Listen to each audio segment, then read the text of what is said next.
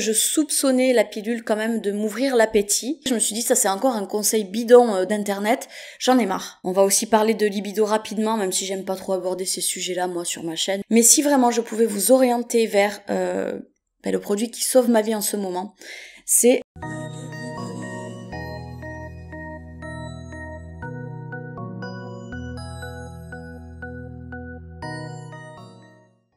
Hey! Alors aujourd'hui on va aborder un sujet que je trouve assez intéressant à aborder parce qu'on est dans une ère où on se pose plein de questions, nos habitudes elles changent. On a un accès à l'information aussi qui est beaucoup plus important qu'il y a, je sais pas moi, 10, 20 ans, 30 ans même. Du coup notre mode de vie s'adapte un petit peu en fonction de ces découvertes qu'on fait de ça, de là. Et aujourd'hui j'ai décidé, je prends mes notes, que j'allais vous parler de mon arrêt de la pilule. Alors je vais vous expliquer plusieurs points sur cette prise de décision. On va aussi revenir un petit peu en arrière pour bien comprendre pourquoi est-ce que j'ai pris la pilule. On parlera également du pourquoi est-ce que j'ai décidé de ne plus être sous pilule, également de quelle manière je me suis sevrée, comment s'est passé ce sevrage et qu'est-ce qu'il en est aujourd'hui.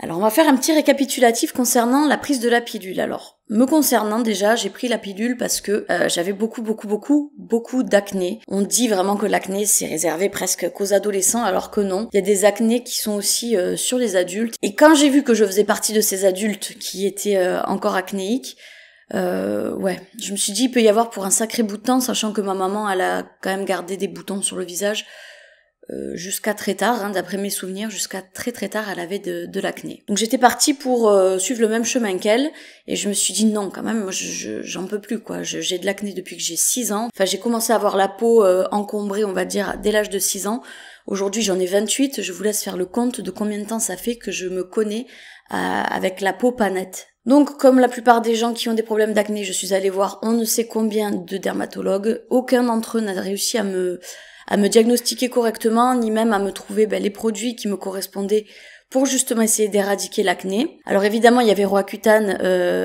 Roaccutane, j'aurais tout donné pour le faire quand j'avais peut-être 15 ans.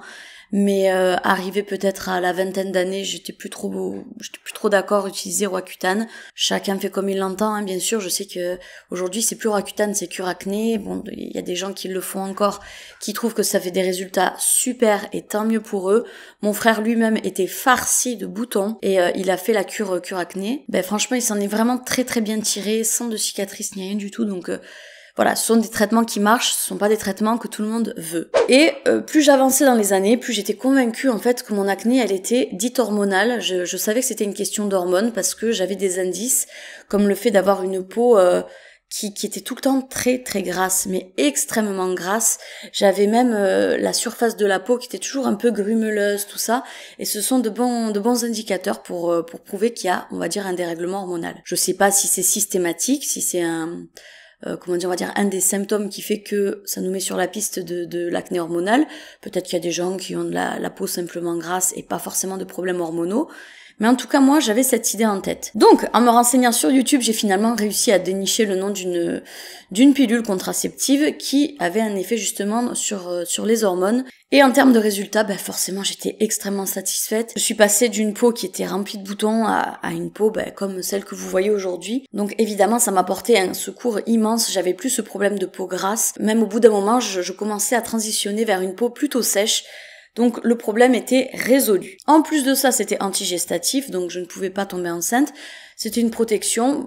Écoutez, j'y trouvais mon compte à ce moment donné. Ensuite, c'est vrai que durant ces 2 ans et demi de prise de pilule, j'étais très contente comme je viens de vous le dire, mais à force d'entendre et de lire des témoignages justement concernant les effets indésirables sur les pilules contraceptives justement, je commençais à être un peu sensibilisée sur le sujet. Je me suis rendu compte que c'était pas si anodin que ça de prendre la pilule.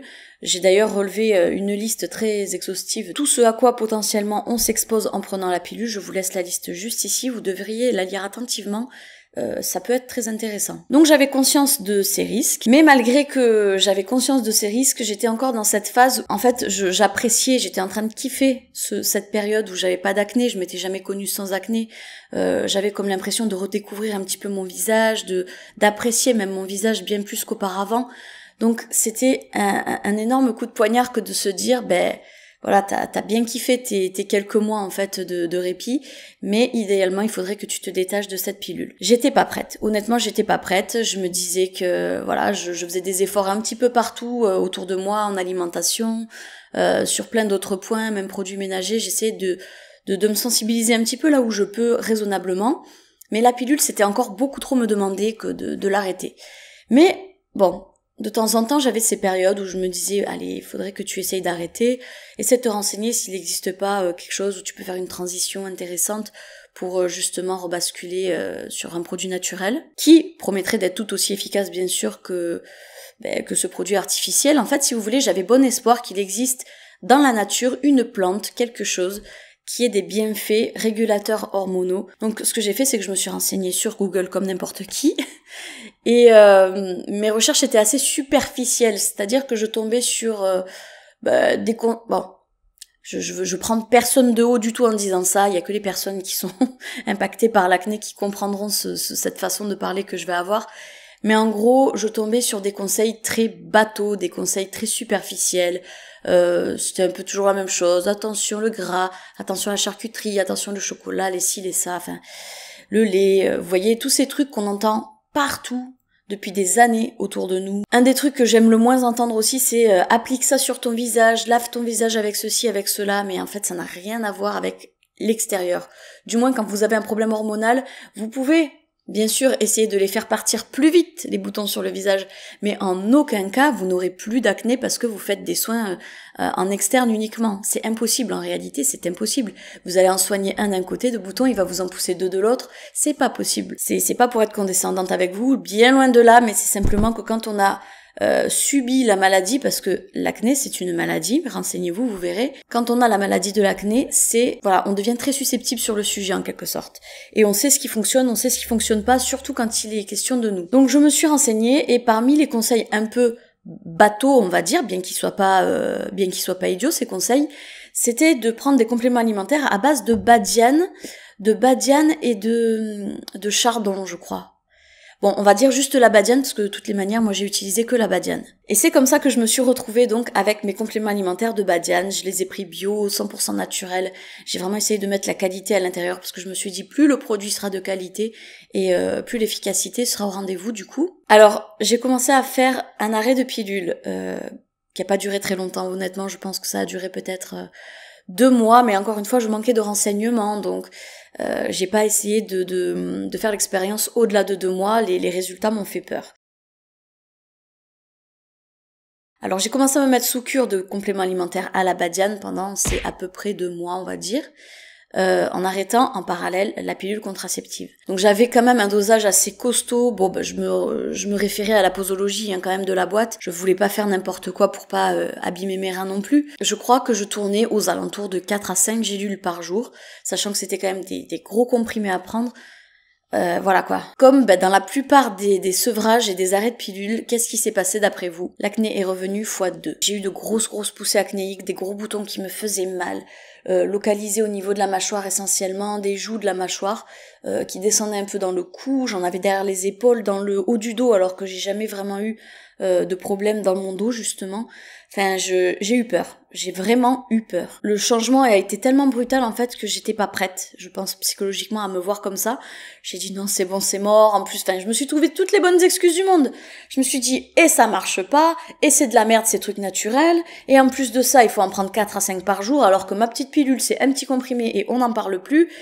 Voilà, je commençais un peu à être excédée. Je me suis dit ça c'est encore un conseil bidon d'internet, j'en ai marre. Puis voilà, j'ai fini par devenir complètement réfractaire à tous ces remèdes naturels pendant X temps quand même, je sais plus combien de temps, mais bon, au moins 1 an, peut-être même un peu plus d'1 an, je sais plus. Mais voilà, j'étais bien avec ma pilule et je voulais plus entendre parler des effets secondaires et des risques et de quoi que ce soit. Et la vie continuait, mais c'est vrai que j'avais toujours un petit peu cette idée en tête. Je me disais, c'est vrai que t'as la peau quand même relativement sèche avec la pilule, alors qu'au tout départ, quand tu prenais cette pilule-là, t'avais pas ce problème de peau trop sèche. Est-ce que ça voudrait pas dire que entre-temps tu t'es, on va dire, régulé et que désormais tu es capable de te passer de la pilule peut-être, on sait pas, tu approches des 30 ans quand même, tout change, le corps change, peut-être que tu es apte à vivre sans. Mais voilà, encore une fois, c'était une idée qui me passait comme ça dans la tête, mais je m'étais pas replongée réellement dedans. Du coup voilà, je me posais pas plus de questions que ça pour le moment. Et puis est arrivé ce fameux mois d'août où j'ai perdu mon père. Donc moi qui n'aime pas en parler, je me rends compte que j'en parle quand même beaucoup à chaque fois que je fais une vidéo. Et quand j'ai perdu mon père, en fait, si vous ne le savez pas, j'ai fait une vidéo explicative sur ce qui est arrivé pour essayer de sensibiliser un peu autour de vous. Mais mon papa, il est décédé d'un infarctus massif. Quand il s'est passé ça, en fait, si vous voulez, j'ai eu comme un espèce d'électrochoc, forcément. Je me suis dit, ok, ça fait quand même beaucoup d'infarctus dans la famille quand même, surtout du côté paternel. J'ai commencé à ouvrir les yeux sur plein de petits détails que soit j'occultais, soit qui m'intéressaient pas encore en fait, parce que voilà, quand on est jeune, c'est les problèmes de santé, on vit bien, on ressent pas vraiment la difficulté qu'on peut commencer à ressentir quand on prend de l'âge. Donc on se contente de vivre et on se pose pas de questions. Sauf que voilà, donc il y a beaucoup d'infarctus du côté paternel.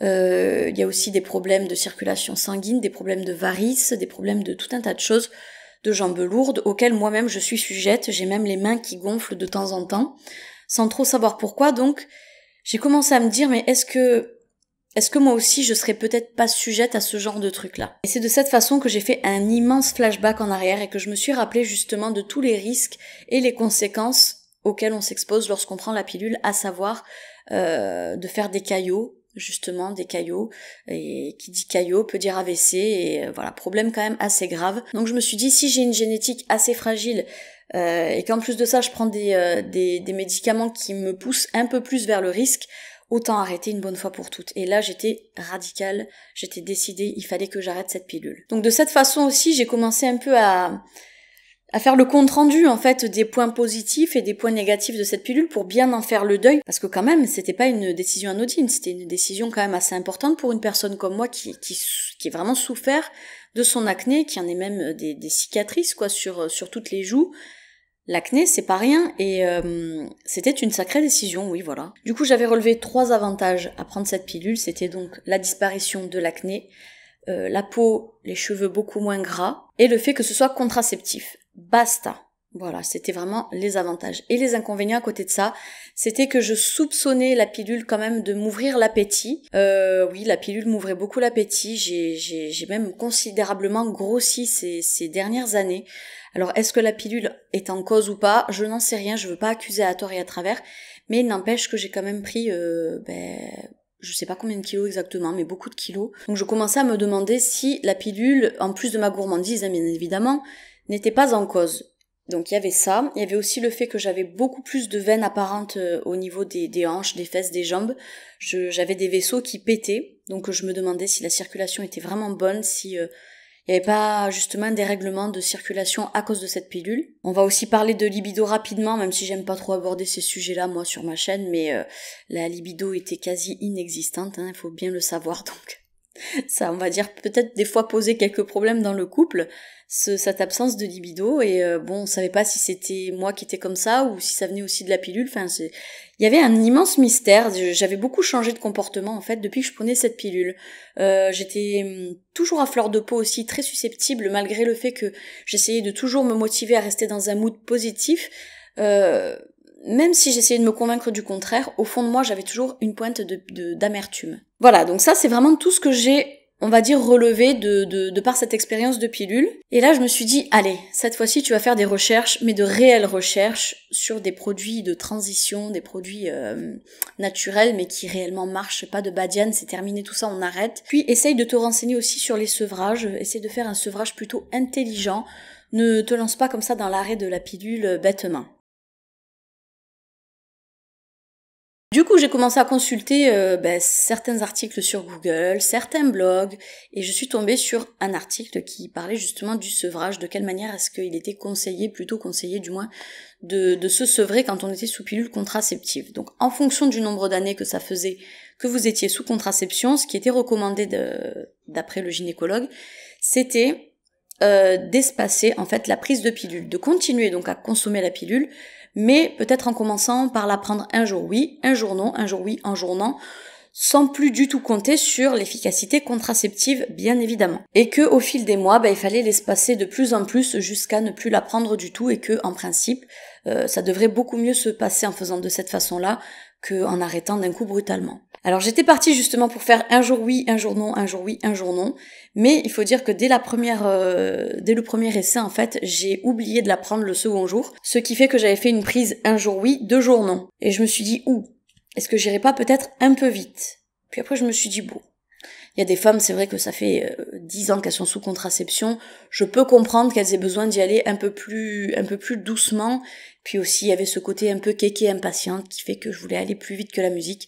Donc j'ai dit non, on va rester sur ce un jour oui, 2 jours non. Du coup, j'ai fait ça pendant 1 mois. Parallèlement, ce que j'ai fait, c'est que je me suis donc renseignée sur les compléments alimentaires que je pouvais consommer. Et justement, en ayant eu une conversation avec l'une d'entre vous, il y a la fameuse expression antiprogestatif qui est sortie dans notre conversation. Et j'ai commencé à me mettre à chercher des compléments alimentaires dits antiprogestatifs. Et c'est là que je suis tombée sur le nom, alors je sais pas si c'est une racine, je crois que c'est une racine, qui s'appelle la berbérine. Je ne sais pas si vous avez déjà entendu parler de la berbérine.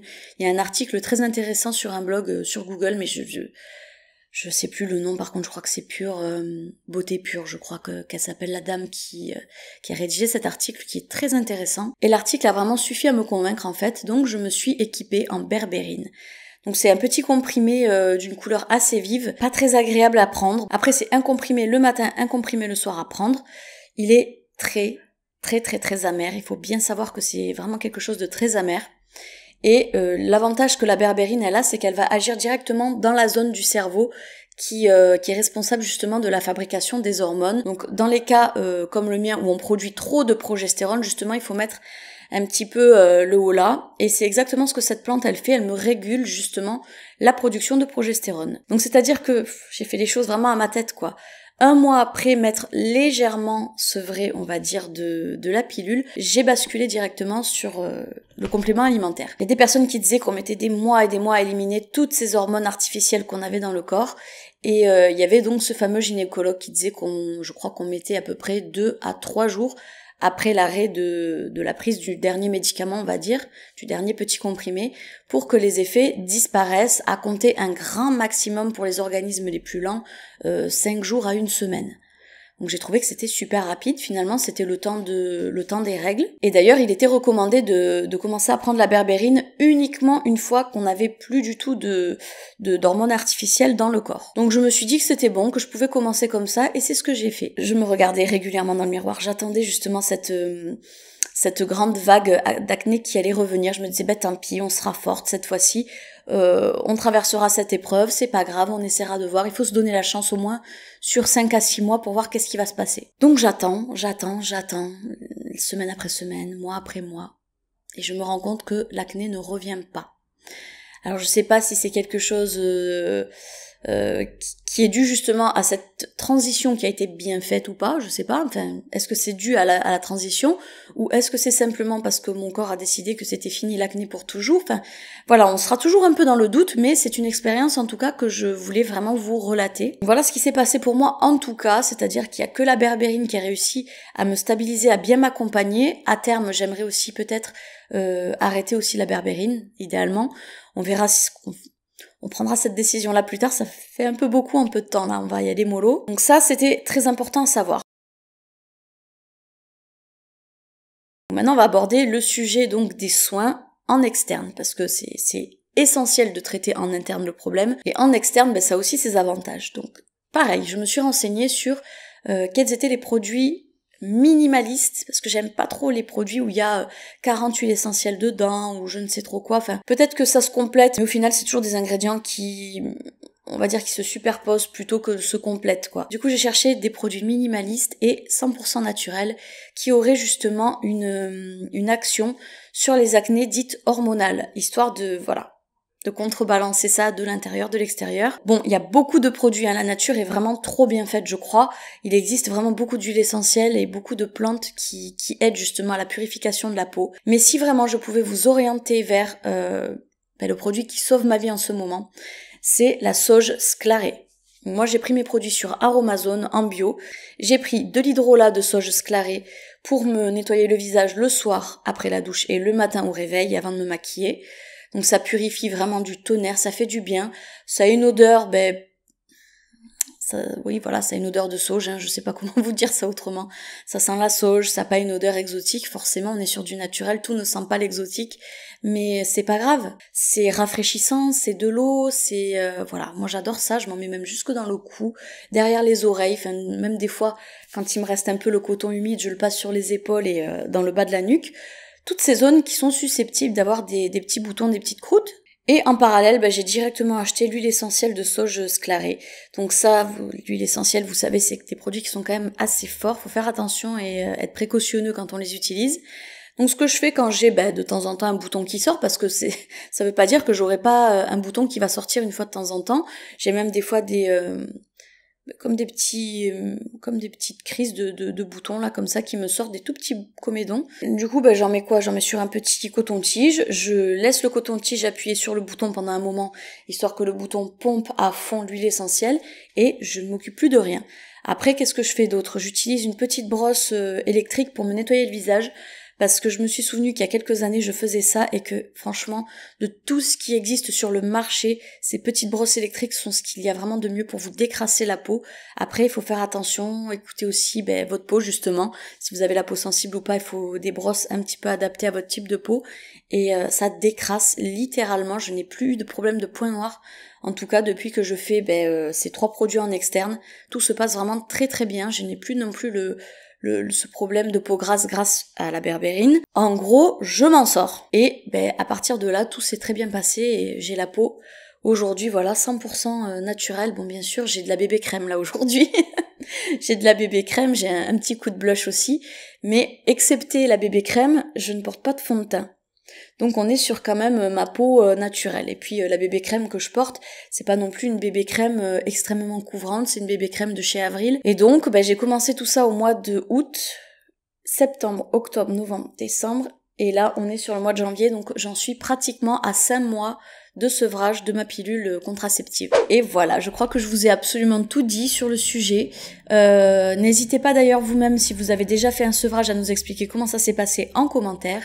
Si jamais vous-même vous avez des interrogations, que vous êtes tenté justement de vous y mettre, mais que j'ai pas été suffisamment complète, on va dire, sur quoi que ce soit, demandez aussi en commentaire, peut-être que des gens pourront vous répondre. Et si tout simplement vous avez d'autres choses à dire, c'est exactement la même chose, n'hésitez pas. Je vous laisse en compagnie de mes réseaux sociaux comme d'habitude pour venir me suivre au quotidien. On se fait un très gros bisou et on se dit à bientôt dans une prochaine vidéo. Bye bye!